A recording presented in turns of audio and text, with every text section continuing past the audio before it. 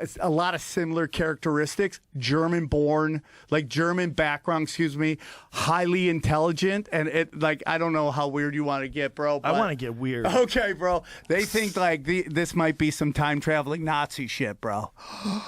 I know you're gonna think I'm crazy, but it's true, dude. That's what they believe, and they made a deal. These they folk. Who? When you say they believe, who are these they? The conspiracy people. Are they united on that? No, there's a whole different. There's a lot of warring clans, bro.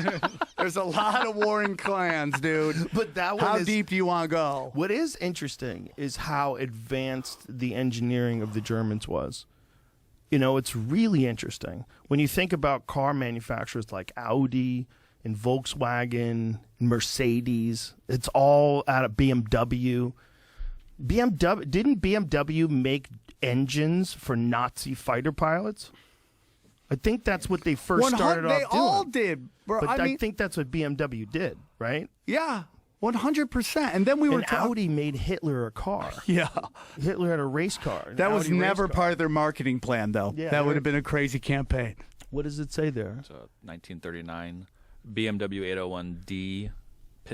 Piston radial aircraft engine, and national origin is Germany. So World War II planes. In that year, they made World War II planes. They made engines for World War II planes. That's wild, man. I mean, IBM was making stuff for these camps, too, dude. It's crazy. IBM? Yeah. Like they had computers? We've talked about that before. Yeah. Right. What was that? There's a book. What did they do? They were it was the precursor to actual computers. It was like a filing system to keep track of stuff. Yeah, of who was where and what into these camps. That's right. I'm remembering this. And then oh yeah, man, it gets super weird.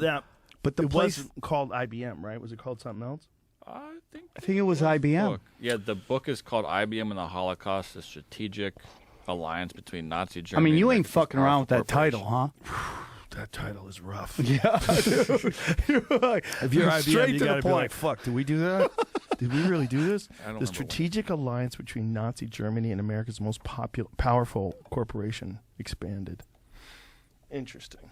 So the area of Antarctica they went to was New Schwabenland. New Schwabenland. Do you think that's why he dresses with the space 100%. Dun, dun, dun, dun, dun, dun. It's a lot of similar characteristics. German-born, like German background, excuse me, highly intelligent. And the harbor there and for shipping and so forth. And it goes into the fact that Winston Churchill, in his book after the war, The World Crisis, doesn't mention the Falkland Islands, and they said he apparently didn't know its importance. But Winston Churchill was very much a part of an area that I'll go into at a later time when the war was over, when he said we fought the wrong person, when he helped the Nazis, he realized he should have fought the Soviet Union, and I don't believe that Winston Churchill knew that the Falklands wasn't important. I think he left it out of his book because at the end of World War II, the Falklands and Antarctica were already built up and were getting built up, particularly the Antarctica area.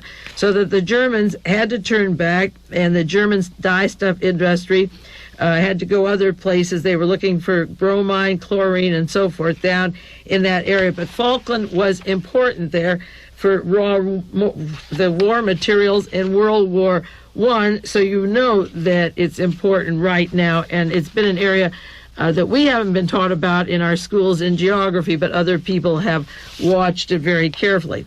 The conflict of the Falklands is the sea routes, the entree to Antarctica. Antarctica has been built up for years. It was staked out in the 30s by Admiral Byrd, by Adolf Hitler in late 30s, 38, 39, that there is atomic energy down there. There's desalinated water. There are roads and industry. It is a prototype for space stations. It controls that area, controls 3 major seas. It is strategic for future wars, Star Wars, space wars, and yet the British, the Americans can't really talk about what it's doing there, what the trouble is, because we armed this thing secretly. We have had secret passes to get there. It is one of the best kept secrets of the past 30 or 40 years, the bringing of Nazis to this country, to Antarctica, to Argentina, to South America with the technology for the weapons for the next war. Spotlight also has a story, Britain terrified by Gaucho bomb. We told you an article last February the 8th, Argentina had nuclear capability and how it was achieved. And they say now the media is trying to blame the Nazis behind it. It's not just Nazis alone. It's a lot of big money that has allowed the Germans to transfer this technology from Germany down to Argentina. Sure, the German scientists and the Nazis designed it, but it's very important to know that not Nazis alone have made this mess in these various countries. And the Falklands are important because they're necessary to study for what the major media has kept from you in terms of technology, of military hopes for the area, how it'll be controlled, because the goal of Adolf Hitler and the Fourth Reich and the Bormann Brotherhood was to control the airways. The satellites, the space stations are more important even than any single armies. And those are the places where the launching can be done. Admiral Byrd said it in the 40s. It's been proven and tested down there, and that is why it's an important area. I have been talking the last 3 weeks about the Falkland Islands and the Antarctica connections to Argentina and the importance of Antarctica to world affairs. This is an area that's been long ignored by persons in teaching geography, teaching history. It's up to us to find it for ourselves, but I have reason to believe that Antarctica is much more important than we were even directed to find. Oh, here, Matthew, are we on now? You're on. Should I start over? No, you're okay. Keep going? Yeah. Okay. Maybe we better start over just in case and say it's my Brussels broadcast number 543, May the 2nd, 1982, just in case it didn't get on the tape. Regarding the Falkland Islands, the Argentine conflict with Great Britain, the last 3 weeks I've been going into Antarctica and the importance of Antarctica in terms of history, of what's down there, of what has been linking the possible Nazi connections, the UFO connections, the space stations, what is going on in Antarctica. And some articles in the New York Times and a few other articles, very few, have brought out the importance of Antarctica to the Falkland Islands and to Argentina. But this is an area that, as I just briefly said before, if we were on or off the air, I'm not sure at that time, we were never taught in geography classes what was going on in Antarctica. And while there's a lot of literature out about the area, I have never really pursued it or looked for very much in the many articles that have been published, except that I do take a bulletin from the government on Antarctica development and do cut out articles from time to time. And this week I went into depth into 3 articles that were in the National Geographic that I outlined on this particular area to see what I had missed in the past, to go back and just look at some of the things that are happening down in there, because I do think it has a lot to do with controlling the entire area, what Argentina would have if they would get Great Britain out of the area, what they would be controlling in terms of not only oil and mineral and resources, but what else is going down there. Now, the March 1964 National Geographic had a section on Operation Deep Freeze that began in 1963. That was the year that John Kennedy was assassinated. That was quite a long time ago. And they used those controversial Lockheed C-130s to take large staffs of people down to Antarctica. The C-130s came into the news recently with regards to the Western Airline and Neil Burt and the delivery of C-130s, these huge transports to Gaddafi, that the government had stopped the shipment, that we had held them up in Atlanta, Georgia, and didn't want Gaddafi to have these huge planes. But what I didn't realize was that in 1963 and 1964, the United States had large C-130 transports that they were taking from Andrews Air Force Base, which is part of the Space Shuttle program, down to Cape Town in South Africa, and then down to Argentina. And that there were stations in Antarctica, 5 run by Great Britain at the time, 4 by Chile, and 3 by Argentina, and that these airplanes could fly 4,700 miles from Cape Town, South Africa, and they could carry 3,600 gallons of 3,600 gallons of gasoline, or 145,000 pounds of fuel for each plane.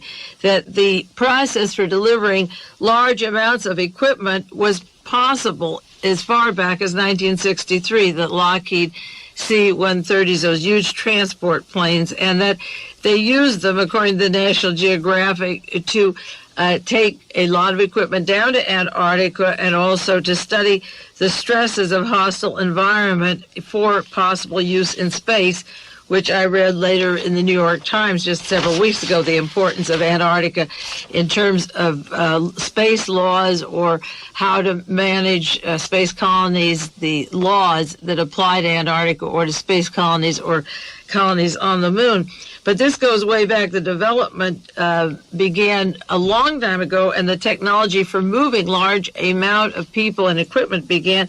And this one National Geographic article says that Antarctica will serve as a way station between South Africa and Australia. It was serving, this was early in 1963, and in 1962 we had begun to send the huge transports. And one of the first people to go down there with this operation of the C-130s was Lowell Thomas, who was a famous newscaster who was strongly identified and linked with the CIA.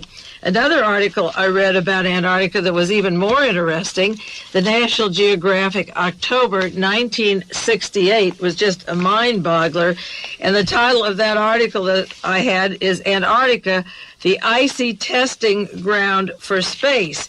And I looked at the issue, which I never was aware of before, of who was on the board of trustees of the National Geographic, because this particular article had such shocking information in it in terms of what is happening in other places around the world today. And on the board of directors was Lawrence Rockefeller, Juan Trippe, that's Trippe, who was chairman of Pan American World Airways, and that's the airline that was trying to get monopoly of all the routes to South America and down to this area. And they fly Navy planes down to Antarctica. This was in the National Geographic article. Their Pan Ams are available for the Navy to fly down there also. This last week, Eastern Airlines was given the route that Braniff had to stop the monopoly of Pan Am throughout entire South America. But Mr. Trippe was honorary chairman of the board of Pan Am World Airways, was part of National Geographic Society, and Earl Warren, the great Chief Justice of the United States in 1968.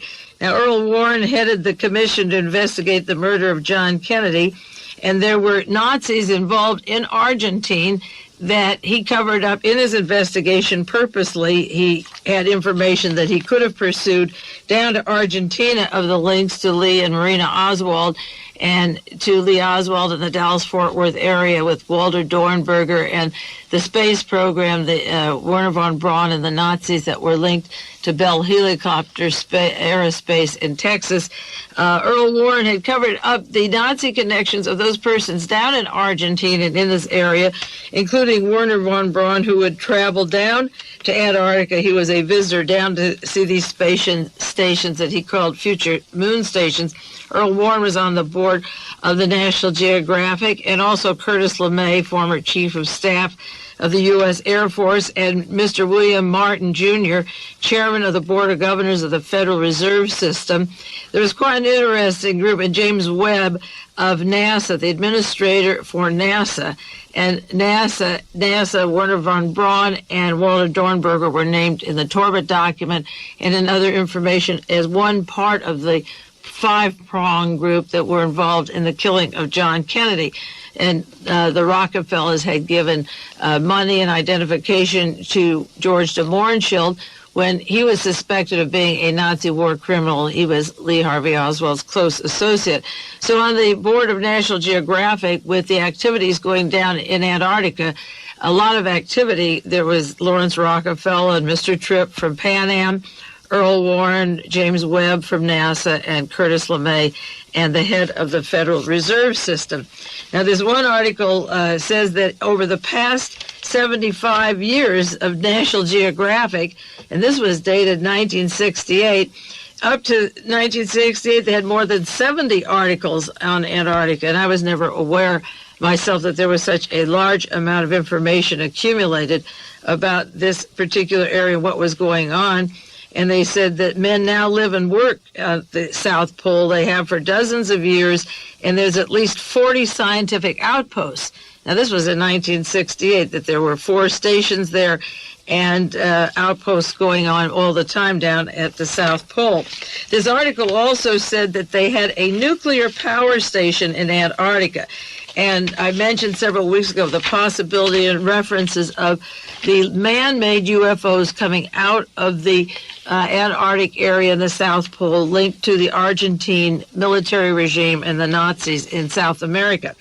This one National Geographic in 1968 said they had a nuclear power station. They had a nickname for it called, well, it's so ridiculous, it was called Nuki Poo. Okay, that's their nuclear power station, that they generate electricity from atomic heat, and they distill fresh water from the sea for a settlement of 1,000 men in the summer and 200 during the fierce winter at this one station. Now, National Geographic, with a long list of scientists on the board, in addition to these other people, is saying that they distill fresh water from the sea. And I'm wondering about droughts in Biafra or Nigeria, Liberia, Kenya, Ethiopia, with masses of starving people, huge masses of humanity that you've seen on television, on World Vision, and I've done programs on this before, being allowed to die because the area is dried up, there's drought, there's no food, and large groups of Christian organizations coming in and teaching them that if they turn to Christianity, God will save them. And huge masses of people, 10 to 20 million, dying every year from drought and lack of water. And how is it possible that they are desalting water for people living down in Antarctica? Either I'm not reading this correctly, or there's something going on that most of us are not aware of. And I really believe that that is the truth, because I know at the end of World War II, the Germans had sulfa medicines and prescriptions that the United States didn't get for a long history of years. And there's certain countries that have cures for conditions and health situations that this country doesn't have, and we prolong illnesses where other cures are available in other places. Now, if there is atomic energy down there, and if there is fresh water from the desalting, then the droughts and the genocide that's going on of the large masses of population has to be purposeful, because if you can provide the technology from the tip of the ocean down at the South Pole, you could be doing the same thing around Africa or Central America or wherever there's droughts. So this one particular issue in 1968, October 68, talks about desalting water, and that's how they live down there. This article also talks about biologists from the Jet Propulsion Lab at Caltech and how they study psychology and how men would live under stress and cramped into isolated spaces for future space stations and colonies up in space and moon colonies. Well, the people like Jacques Vallée have said that the UFOs are man-made, and the sightings predominantly are coming out of the Antarctic area. And it seems that there is this tremendous technology that many of us might have overlooked, if you can believe National Geographic and their sources. And again, this 1968 issue has a picture of those huge airplanes, the C-130 Hercules, coming in and supplying laboratories. And it says they built large roads and this construction work, and it goes into the use of bringing equipment to Antarctica and the South Pole by the Lockheed C-130s. And there evidently is a lot more building than we know is going on, and it describes the building and the road construction and the housing and the open water that's available. And there's a picture of dry areas similar to the mesa in Arizona that many of us don't associate with the South Pole. This same article says the Navy chartered Pan American Airlines down there as early as 1957 down to Antarctica. And that same issue shows an area in Antarctica. It says one of the strangest regions in Antarctica is the Scott Coast. Behind that area, there's the towering Royal Society Range. There's valleys that are ice-free, desert-like the mesa lands of the American Southwest. And it goes in, again, I described brown hills and clear water. It said Wright Valley and several others like it slope inland rather than to the sea, And there's the Onyx River, a stream that bubbles, and it seems to go up towards a Lake Vanda, and they tell about drinking water, icy water from the lake, and having a hot tub and refreshing themselves on a desert at Antarctica that doesn't have snow or ice at all. So that you get a different view when you read some of the back issues, which I started to do, of Antarctica. I don't have all 70 that they published up to 1968, but a few of them. And in terms of chronology, by 1968, according to this issue, travel to Antarctica is almost routine travel, like going to any distant land. In 1968, they started Operation Deep Freeze, which was supposed to be scientific research. In 1968, the C-130s had airlifts of scientists and the huge Hercules airplanes, and they made daily flights around areas, visiting different stations. And the same article refers to diesel bulldozers, huge tractors, trailer trucks, graded roads, cargo ships with icebreakers that came and went, and that they had, as I say, the use of nuclear power down there since 1963, and that they wanted to make a prototype for living future on the moon, and that in January 68, Werner von Braun was there. He was there lots of times, but this just mentions one particular time, as well as biologists and physicists and psychologists studying people's reactions to living under these cramped conditions. So this has been a place of building. I knew that there was a lot of money going down constantly. I mentioned that on the program before. There's a lot of building, something that we can't even visualize how much there is. And it could be that Jacques Vallée's interpretation of where those UFOs came from could indeed come down from the same place as the atomic energy that could fuel those very UFOs that he says are man-made, that are seen all around the world, but particularly down in that area. Another National Geographic article in 1976, of June 76, tells about the National Foundation going down there in Antarctica in 1966. And it gives a little history of Admiral Byrd and his first exploration. And I talked several weeks ago on the secrecy of Admiral Byrd's papers of what he saw in 1946 and 47 that are locked up. But he went down there in 1933. This says Richard Byrd spent time down there in expedition. He was appointed honorary postmaster of Little America in 1928 to 1930.